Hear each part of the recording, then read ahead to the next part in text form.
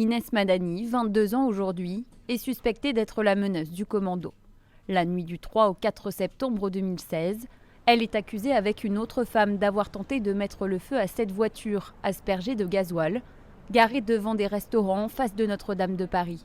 À l'intérieur, 6 bonbonnes de gaz.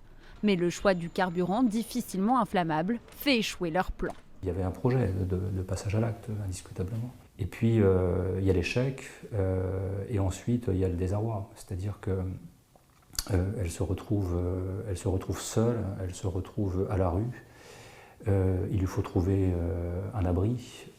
Et à ce moment-là, elle est prise en main par les hommes de l'État islamique qui sont là-bas sur place, et notamment Rachid Kassim.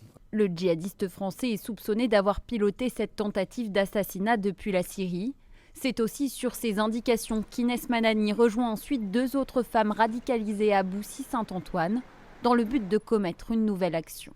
On voit qu'il compartimente effectivement, qu'il instrumentalise les unes et les autres pour son projet personnel. Oui, ça c'est très clair. Ouais. Les 3 femmes seront finalement interpellées le 8 septembre. Armées de couteaux de cuisine, 2 d'entre elles s'en prennent à des policiers.